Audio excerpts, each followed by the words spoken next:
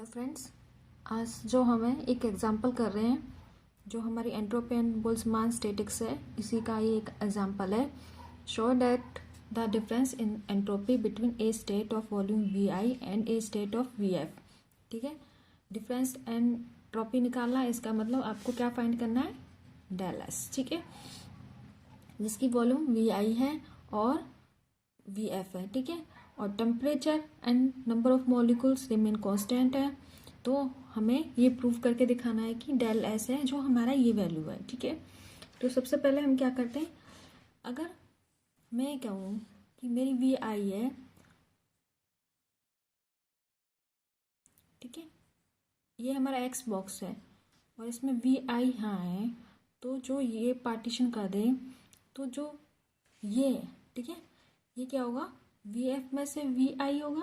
ठीक है, V F हमारी जो है फाइनल स्टेट की है वॉल्यूम। ठीक है, तो इसलिए हमने क्या करा है, इसमें से इसको सब्ट्रैक्ट कर लिया है, तो उसी को हम लिख रहे हैं। Suppose V I and V F be the volume in initial and final states respectively,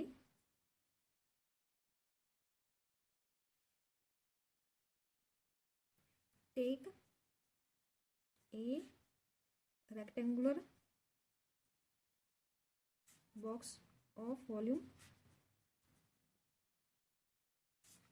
VF having a partition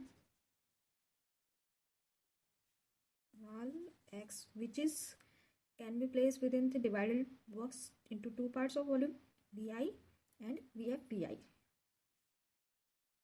which can be placed anywhere within box so as to divide the box into two parts of volume VI and VFVI।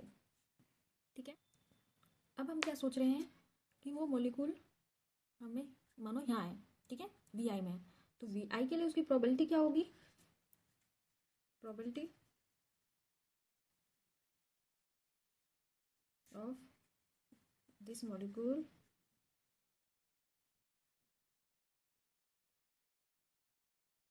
हम यहाँ single molecule ले रहे हैं, single molecule to B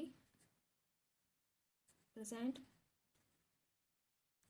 in volume VI at any instant क्या होगी, is VI upon VF होगी। ठीक है, और अगर हमारे टू मॉलिक्यूल्स हैं तो क्या हो जाएगी, इसकी पावर 2 हो जाएगी। हमें पता है फॉर टू मॉलिक्यूल्स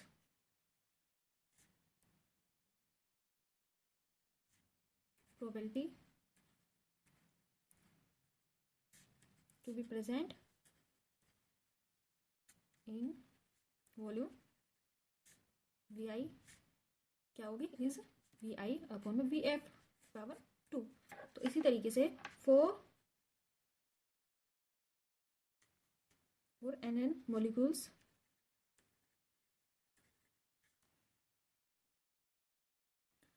probability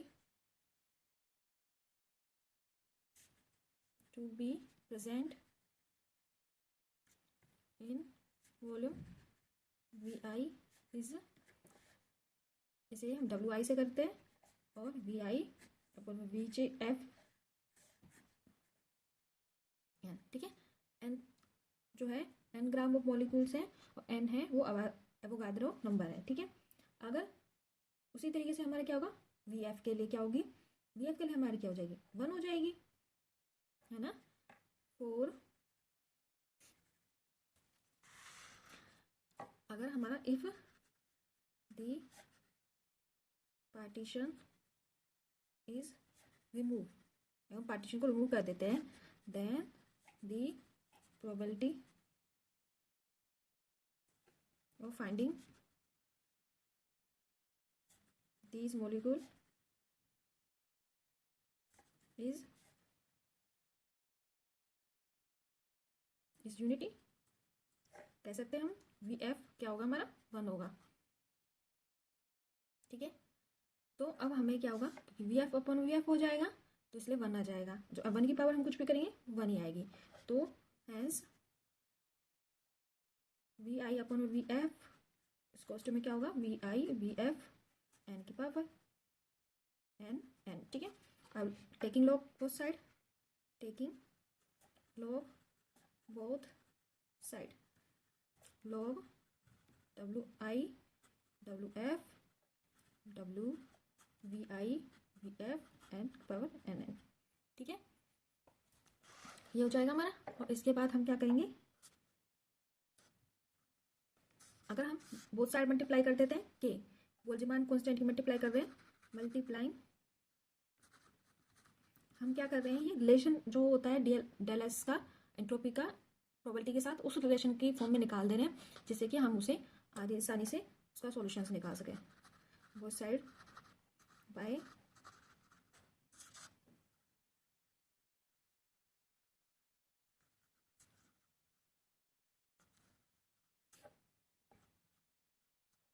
के, तो होगा के लॉग डब्ल्यू आई अपन में डब्ल्यू एफ, ठीक है।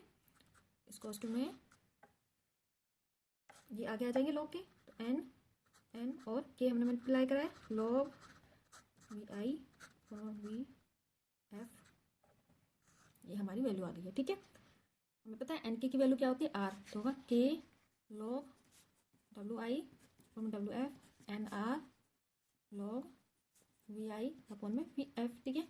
अब इसमें क्या करेंगे, इसे हम रिवर्स कर देते हैं, जो ऊपर वाली चीज़ें नीचे कर देते हैं, नीचे वाली ऊपर करेंगे। के लॉग सिर्फ लॉग वाली टर्म को कर रहे हैं तो कोई दिक्कत नहीं आएगी,